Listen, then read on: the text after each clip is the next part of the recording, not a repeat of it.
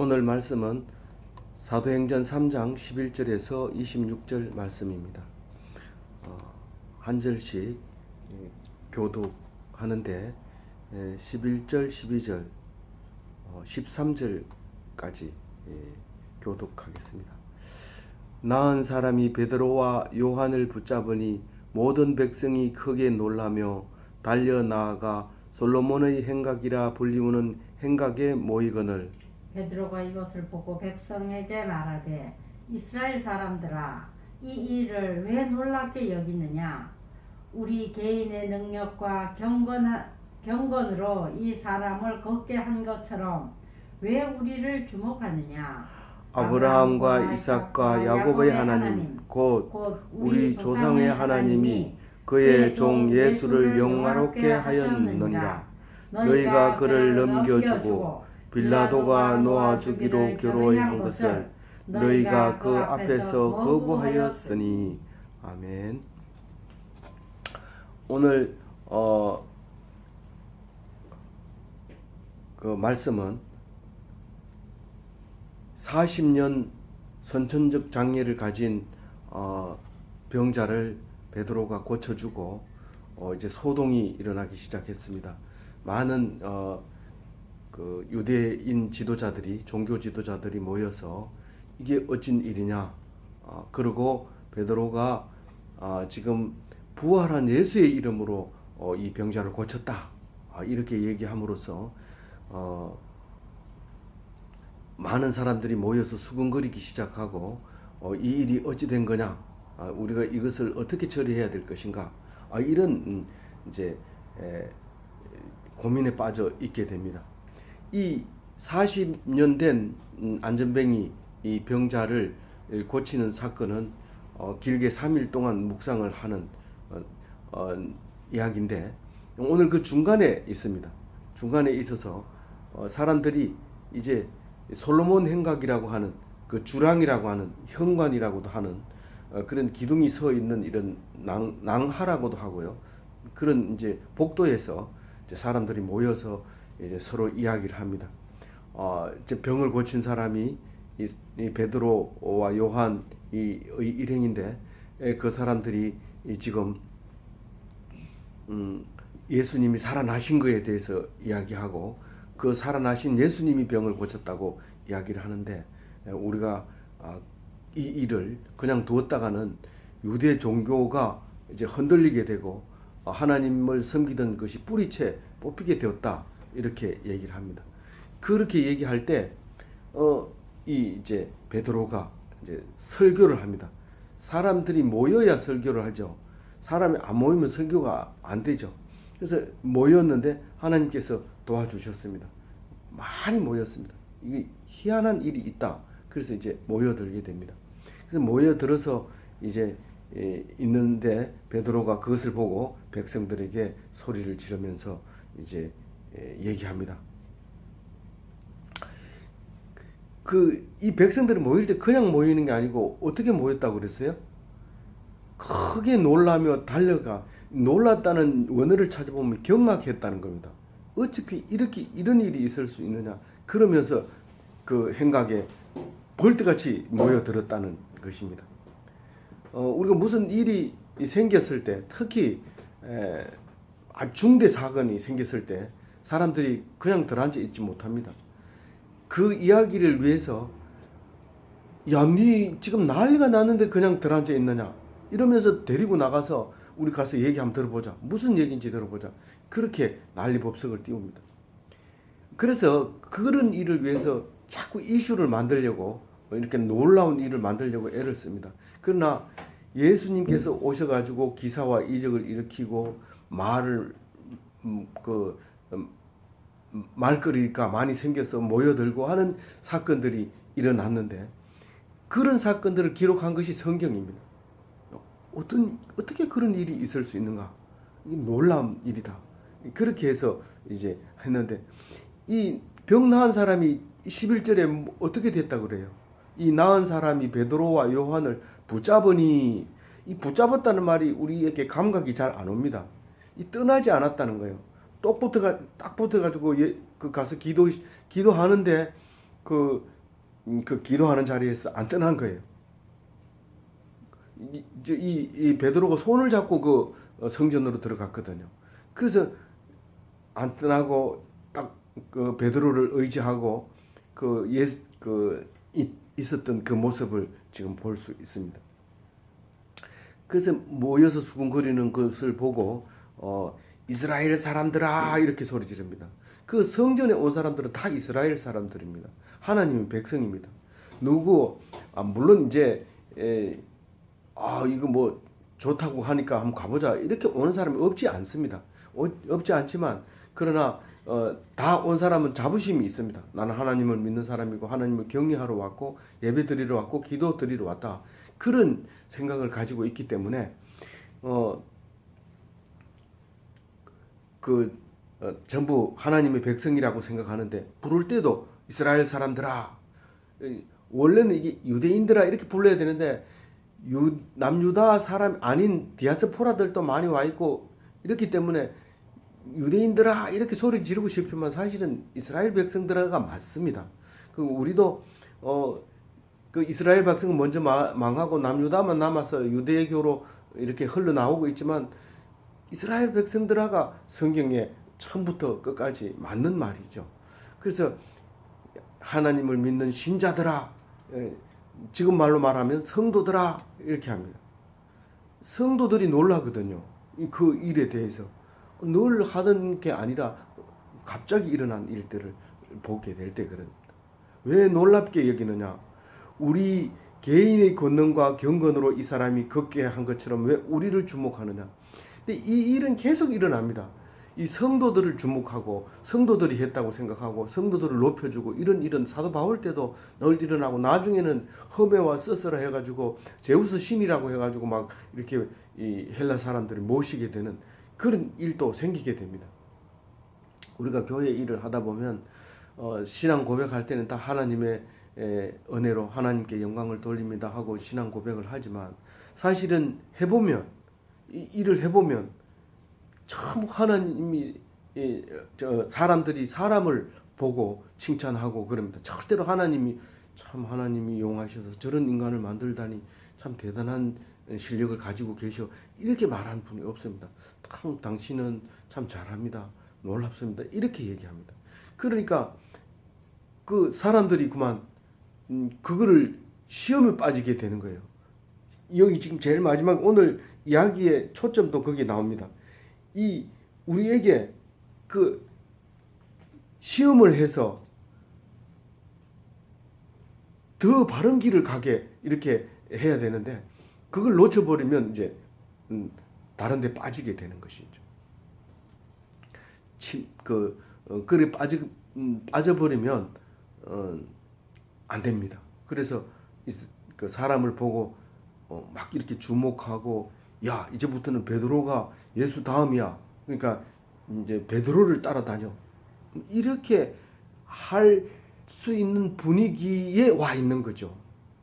그런 분위기에 와 있는데 이제 베드로가 소리 질러서 이제 선포를 합니다. 이게 설교죠. 말씀 선포, 설교, 예언이죠. 이 고질병을 고치는 것은 전혀 이상하지 않다 이렇게 얘기합니다. 왜 이상하지 않느냐 하면 그 이야기를 이제 시작을 하는데 모든 설교, 모든 예언은 누구를 얘기해요? 예수님을 얘기하는 거예요. 그래서 지금 베드로가 예수님을 얘기합니다. 13절부터 이제 예수님은 어떤 분인지 아브라함과 이삭과 야곱의 하나님, 곧 우리 조상의 하나님, 그의 조상의 하나님 그분이 그 종 예수 그리스도를 보냈다고 얘기를 합니다. 아브라함은 믿음의 조상이잖아요.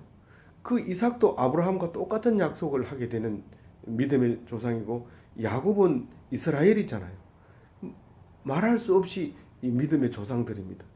그들이 믿던 그 하나님, 사실은 그 아브라함 시대부터 지금까지도 장자가 제일 이 적자로 이렇게 믿음의 계보로 내려와야 되는데 그게 아니라는 얘기를 계속하고 있죠. 아브라함도 장자가 아니고 이삭도 장자가 아니고 야곱도 장자가 아니고 장자 사상을 가지고 있는데도 불구하고 장자는 아니면서 이렇게 흘러내려온 성경 역사를 볼 수 있습니다. 어쨌거나 약속에 의해서 내려왔지 육체적인 장자로 내려오지 않았다는 말입니다. 신앙의 계보를 이어서 내려온 그 신앙의 하나님이 그 종에게, 이 종이라고 말한 것을 그 헬라어로는 파이스라고 합니다. 이게 원래 아이라는 뜻인데, 예수님이 부활하신 예수님이 부활하신 예수님이 성천하기 전에 그 고기 잡는 데 가서 얘들아 고기가 있느냐 이렇게 물읍니다. 익수수가 있느냐 이렇게 물었을 때 얘들아 하는 게 그 파이디온이라고는 말이었거든요. 그게 파이스라고 하는 말은 아이라는 말, 하인이란 말, 심부름하는 사람 이런 뜻입니다. 그러니까 베드로가 말하기를 하나님의 파이스가 종이 사도행전은 누가 썼잖아요. 이건 누가복음과 사도행전은 이 파이스를 종으로 번역을 했어요. 이 사람 전문 용어입니다. 그래서 이 종이 이제 그 예수님인데 그 예수님을 영화롭게 하셨느니라. 영화롭게 했다는 것은 영광스럽게 했다 그런 말입니다. 자기 종을 영광스럽게 했다는 겁니다. 하나님이 이제 그 영광스럽게 한 이야기를 지금 하려고 하는 거죠. 너희가 그를 넘겨주고 빌라도가 놓아주기로 결의한 것을 너희가 그 앞에서 거부하였으니, 이제 그리스도가 죽은 이유에 대해서 얘기합니다. 누가 넘겨줬다고요? 너희들. 너희가 누구예요? 엉뚱한 사람 아닙니다. 우리가 이스라엘 백성, 유대인, 유대 종교 지도자, 내가 하나님을 믿는다고 하는 사람. 근데 하나님을 정확하게 몰랐다 그런 말이죠. 그런 하나님의 종을 너희들이 넘겨줬다. 어디에다 넘겨줬느냐 하면 죽음에 이르도록 넘겨줬다 그런 얘기입니다. 그래서 넘겨줬는데 빌라도가 그것을 넘겨받아서 조사를 해보니까 죽일 이유가 없어서 놓아주기로 결정을 했습니다. 그래서 이제 예수는 어떤 죄가 없다. 그러니까 이제 석방해야 되겠다 하고 했을 때 안 받아줍니다. 안 받아줍니다. 우리는 그 사람을 받을 수 없습니다. 그렇게 얘기합니다. 그래서 절기가 돼서 이제 그 석방시켜 줄 수 있는 그런 기회가 있습니다. 그런 석방시켜 주는 기회에도 예수는 석방을 시키지 마라. 누구를 석방시켜요? 그 대신 살인자 바라바를 살려라. 이렇게 함으로써 결국은 꼼짝없이 이 빌라도도 주권을 가지고 있는 것처럼 보이지만 빌라도도 그 주권을 행사하지 못하고 결국은 그 죄 없는 예수를 죽였다. 그렇게 얘기를 하고 있는 거죠.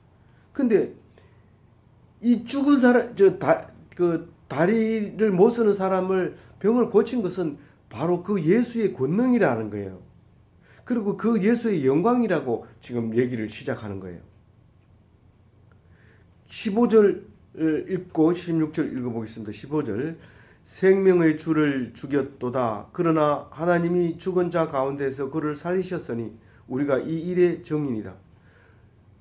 이 베드로와 그 제자들은 뭐라고요? 뭐 하는 사람이라고요? 예수님의 부활의 증인들이라는 거예요. 너희가 권능을 받고 성령이 너희에게 임하면 권능을 받고 땅 끝까지 이르러 증인이 되리라고 얘기합니다. 근데 우리가 증인이라는 거예요. 땅 끝에도 안 갔는데도 증인이 됩니까? 내가 여기서 증인이 되면 땅 끝에서 온 사람이 그것을 듣고 땅 끝에 가서 또 증거하게 됩니다. 그러니까 끝에 가서 하지 말라는 말은 아니지만 가라는 말도 아닙니다. 땅 끝까지 증인이 된다는 거예요. 땅 끝까지. 그래서 이제 그 증인인데 16절은 그 이름을 믿음으로 그 이름이 너희가 보고 아는 이 사람을 성하게 하였나니 예수로 말미암아 난 믿음이 너희 모든 사람 앞에서 이같이 완전히 낫게 하였느니라. 그렇게 얘기합니다.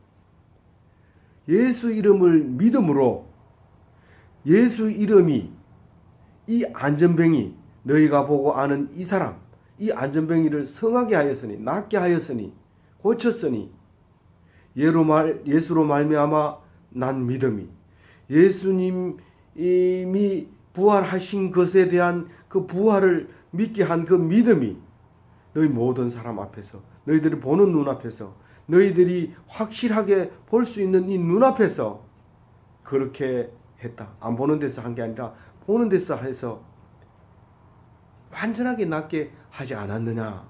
그 말을 지금 하고 있는 겁니다. 17절에 읽어봅니다. 형제들아 너희가 알지 못하여 그리하였으며 너희 관리들도 그리한 줄 아노라. 난리가 나죠. 난리가. 내가 그거 알았나? 나 몰랐다. 어떻게 그거를 알 수 있는 사람이 누가 있느냐? 사실 알 수 있는 사람이 아무도 없었어요. 있다 하더라도 어쩔 수 없었지만 아무도 없었어요. 그래서 예수님이 그렇게 하죠. 십자가에서 몇 가지 얘기해요? 7가지 말을 하는데 그 중에 한 개가 이제 저희를 사하여 주옵소서 자기의 하는 것을 알지 못함이니이다. 이렇게 기도합니다. 너희들도 몰랐고 너희들을 가르치는 종교 지도자들도 몰랐다. 그래서 결국은 예수를 죽였다. 그런데 그 죽인 것이 잘잘못을 따지자는 게 아니라 예수님은 그렇게 오기로 되어 있었다. 그 얘기를 하고 있는 겁니다. 어디에서요? 18절부터 얘기하는 겁니다. 18절 성경의 말씀이 성취된 것이다 라고 얘기합니다. 읽어봅니다. 그러나 하나님이 모든 선지자의 입을 통하여 자기의 그리스도께서 고난받으실 일을 미리 알게 하신 것을 이와 같이 이루셨느니라. 하나님의 모든 선지자들이 입을 통해서 앞으로 예수 그리스도가 오실 것인데 우리의 죄를 사해 주시고 우리를 구원해 주실 것이다. 영원히 구원해 주실 것이다. 그런 말은 아예 성경이 쓰여지면서부터 지금까지 쓰여지고 또 앞으로도 쓰여질 것입니다. 우리 지금 세상에서 태어나지 않는 사람과 또 태어날 사람들에게 영원히 그 말씀은 유효하고 이어질 것입니다.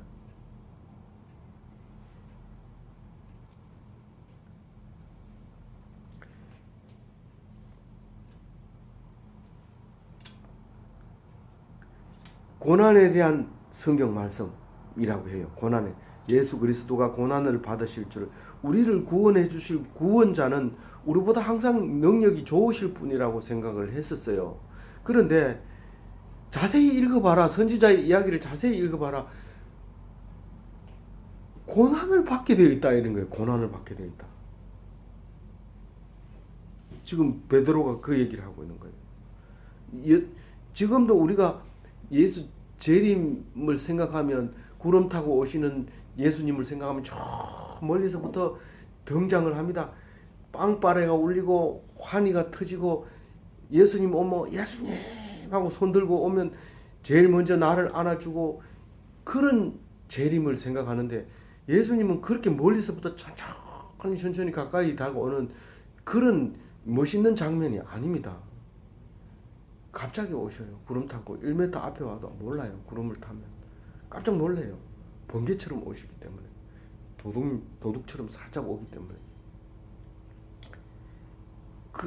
그런 그를 알 수 있을 수가 없어요. 예수님 말씀 말고는.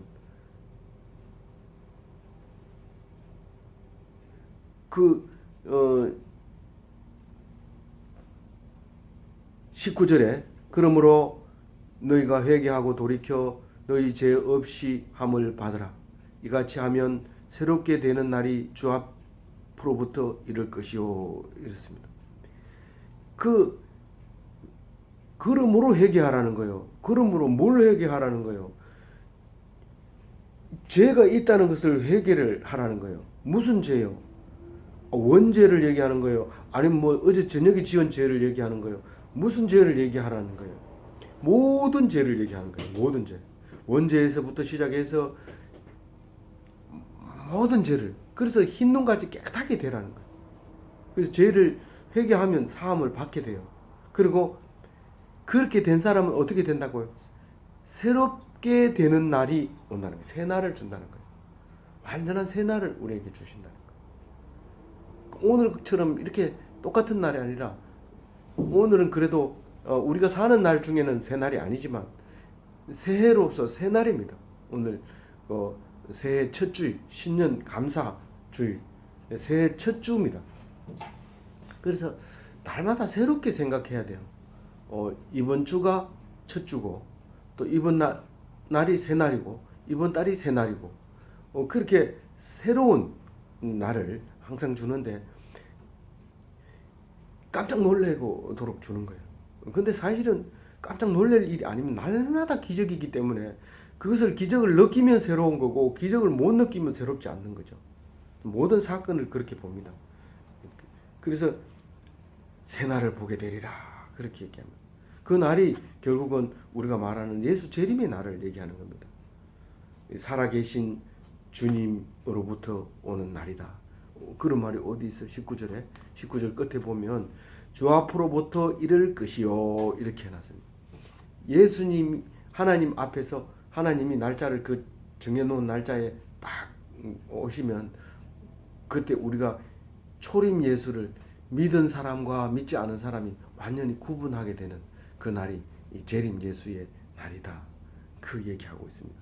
초림 예수의 목적 이게 이제 제일 마지막 26절에도 그 얘기가 나오지만 회개를 하라고 죄를 없이 하려고 초림 제일 먼저 미리 오신 예수님을 말씀하고 있는 것입니다.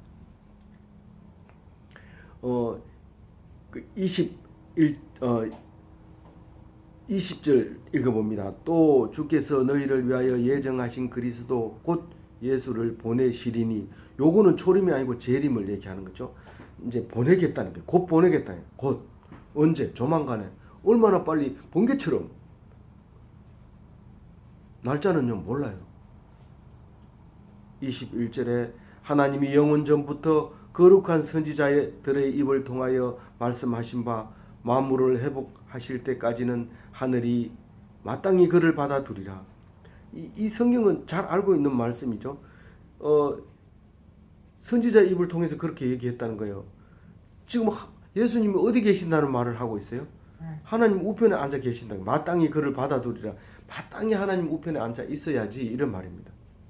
언제까지? 만물을 회복할 때까지. 그런데 다른 성경에는 뭐라고 그래요? 내가 내 원수로 발등상되기까지 이렇게 얘기합니다. 모든 원수를 이기는 것이 만물을 회복하는 겁니다. 우리가 산에 풀이 잘 자라고 밭에 곡식이 잘 자라고 자녀들이 잘 자라고 이렇게 하는 것은 회복이라고 얘기하는데 사실은 그 회복은 어떻게 하는 게 그 회복이에요? 예수님이 모든 원수를 다 이긴 거. 미워하는 마음도 없어지고 질투하는 마음도 없어지고 다 없어지고 마지막 원수인 죽음의 두려움까지 없어질 때 그때 그 산천초목이 푸르고 자녀들이 잘 자라고 그렇게 하는 그게 회복이라는 거죠. 회복이 원래부터 있었던 것을 돌아가는 걸 회복인데 그 돌리는 것이 다른 게 아니라 예수님의 통치 아래 있을 때 회복이 된다는 거죠. 아무리 노력해도 안 됩니다. 예수님 안에 있을 때, 통치 아래, 발등상이라는 것은 밟고 올라서는 거예요. 그래서 사무엘 때만 하더라도 왕이 전쟁에서 이기면 진 왕이 그 이긴 왕 밑에 가서 이렇게 꿇어서 엎드리면 목을 밟습니다.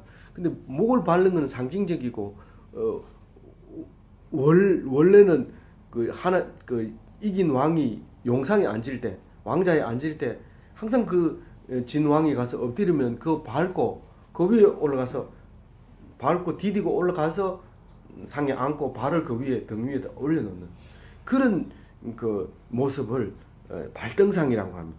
이 상이라고 하면 밥상이 아니라 발판을 얘기하는 거죠. 발판. 상처럼 생긴 발판을 이제 발등상이라고 얘기를 합니다. 그래서 뭐 한 무리 회복할 때까지 하나님이 하나님 우편에 앉아 계신다. 그런 말을 선지자들의 입을 통해서 계속 얘기했다. 영원 전부터 그 말을 했다는 거예요. 그래서 모세가 22절에 한 말을 얘기합니다. 이거는 지금 21절 말은 재림 예수를 말하는 거고 22절 모세가 말하는 것은 초림 예수를 얘기하는 겁니다. 한번 읽어봅니다. 모세가 말하되 주 하나님이 너희를 위하여 너희 형제 가운데서 나 같은 선지자 하나를 세울 것이니 너희가 무엇이든지 그의 모든 말을 들을 것이라. 23절 누구든지 그 선지자의 말을 듣지 아니하는 자는 백성 중에서 멸망을 받으리라 하였고 이랬습니다. 이 모세가 벌써 모세 때 벌써 이런 말을 합니다. 나 같은 선지자가 하나 있게 된다. 그러니까 지도자가 되는 거죠. 지도자가 세워질 텐데 그 지도자의 말을 모두 들어야 된다. 그렇게 얘기합니다. 모세는 출애굽 이스라엘 백성을 다 이겼죠. 출애굽 백성을 인도했죠. 모든 원수들을 다 이기고 끝까지 약속의 땅 가나안 땅으로 인도하게 하는 중요한 모세였죠. 그 같은 이제 선지자가 하나 나오는데 예수님의 선지자. 지금도 무슬림이나 유대인들은 예수님을 선지자라고 말합니다. 그러나 다른 선지자처럼 똑같이 얘기를 하고 있는 거죠. 근데 모세는 선지자는 많이 나오겠지만 나 같은 선지자, 특별히 너희들이 유념해야 될 선지자가 하나 나올 텐데 그 말을 들어야 된다. 안 들으면 어떻게 된다고요? 23절에 멸망한다고요. 멸망이라는 건 죄를 그대로 가지고 있으면 멸망당합니다. 죄를 그대로 가지고 있으면 사형을 당해요. 죽음을 당해요. 근데 죄 사함을 받으면 죽지 않아요.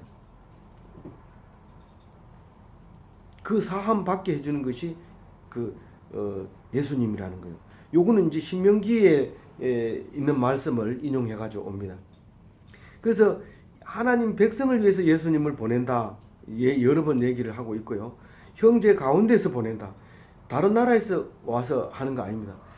이 바벨론이 망하고 페르시아가 일어났을 때 그 왕이 이름이 고레스 왕인데 그 그리스도라는 그 어원이 같다고 해가지고 구세주라고 해가지고 물론 이 유대인들을 이제 회복시켜서 포로 귀환하도록 한 중요한 왕 이름이긴 하지만 그런 다른 나라에서 또 일어날 수 있지만 이 예수님 유대인에게서 이스라엘 백성에게서 주신다 하는 말도 그 속에 포함이 되고 있습니다. 그래서 그 말씀에 순종하라고 했는데 너희들이 순종을 하지 않고 안 했다는 거죠. 그래서 23절에 지금이라도 순종하면 돼요. 죽이는 것은 말씀에 따라 가지고 사망을 했고 또 하나님이 이 영광을 위해서 살리셨기 때문에 지금이라도 순종합니다. 나중에 순종하면 안 돼요. 그건 안 돼요. 이제부터 지금 들은 사람은 지금부터 순종해요. 그러면 멸망하지 않는다. 망하지 않는다. 안 들으면 멸망한다. 24절을 읽어봅니다. 또한 사무엘 때부터 이어 말한 모든 선지자도 이 때를 가리켜 말하였느니라. 사무엘 때부터 시작해서 물론 그 앞에 선지자도 있었지만 선지자는 이 열왕 시대에 더 많이 이제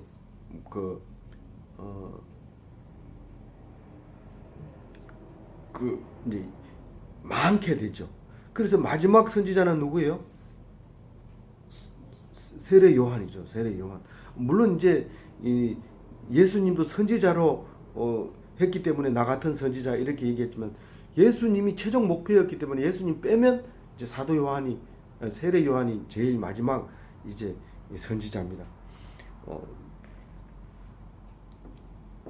그 사무엘 때부터 계속해서 선지자들을 보내서 말을 했는데 순종했다는 거야, 안 순종했다는 거야? 안 했다. 안 했다는 거예요.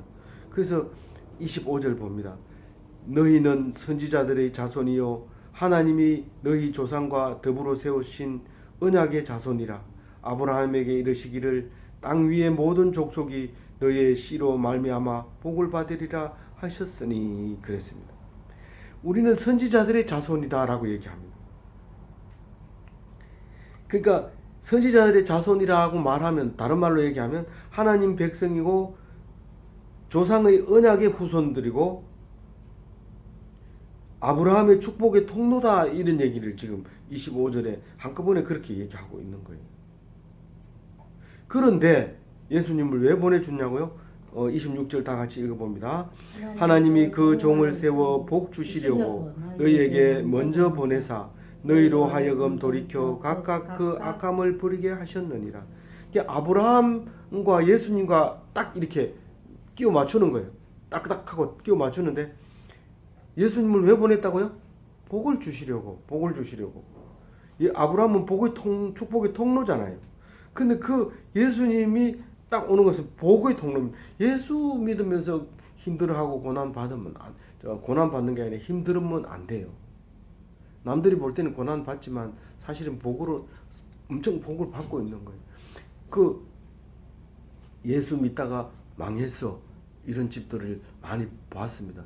근데 그렇게 망했을 때 진짜 믿고 망했다면 그 망한 거 아닙니다. 그건 하나님이 축복을 주시려고 하는 겁니다. 그 복을 주시려고 하나님이 보냈는데, 이 복은 재산을 많이 주는 복이 아니라 오히려 가난한 자는 복이 있나니 예수님이 설교한 것처럼 재산이 복이 아니라 오히려 회개하고 하나님께 제사함을 받았다는 것을 믿게 되면, 그러면 악을 버리게 되는 것이고 그게 복이라는 거예요. 그래서 먼저 보내사 했을 때, 먼저 보냈다는 것은 초림을 얘기하는 겁니다. 이 초림은 회개하게 하고 악을 버리게 합니다. 만약에 초림했는 예수님을 믿지 않고 회개하지 않고 악을 버리지 않으면 어떻게 돼요? 예수 재림에 멸망을 당하는 거죠. 구원받지 못하는 거죠. 그런데 예수 재림을 기다리는 사람, 내 죄를 사함받고 기쁨으로 예수님을 기다리는 사람은 큰 구원받은 사람이고 진짜 하나님의 백성이고 진짜 이스라엘 백성이 된다, 그런 말을 하고 있습니다. 오늘 초림 예수에 오신 목적을 오늘 묵상을 했습니다. 우리는 회개해야 됩니다. 죄를 씻어야 됩니다. 그 회개는 여러 가지가 있습니다. 회개해라, 뭐 그런 거 가지고 회개하냐? 성경에서는 그런 얘기가 아니고 아담이 지은 죄 그 얘기하는 거야. 그게 아닙니다. 그 죄도 있고 우리가 지은 죄도 있고 모든 죄를 다 내놓고 고백하고 회개하고 그렇게 했을 때 하나님께서 용서해 주십니다. 내가 무슨 죄가 있어? 그럼 죄 용서해 줄 수 없습니다. 용서 그 자체가 되질 않으니까요. 죄를 본인이 인정 안 하는데 어떻게 용서를 합니까? 우리가 경찰에 가거나 또 검찰에 가거나 또 판사 앞에서 이 죄를 인정하느냐? 그러면 판사가 긍휼을 베풀어서 경감시켜 주지만 끝까지 나는 죄가 없습니다. 그러면 죽여버려요. 이 사람은 고칠 방법이 없다. 개전의 정이 없다. 이래가지고 사형 땅땅 때리면 그대로 가는 겁니다. 아무쪼록 초림 예수의 오심으로 병 고치는 일, 40년 동안 기죽어 산 거 다 이제 고치시고 벌떡 일어나서 하나님만 붙잡고 예수 믿는 사람만 붙잡고 베드로만 붙잡고 하나님을 만나는 귀한 기독교인이 되시기를 주님의 이름으로 축원드립니다.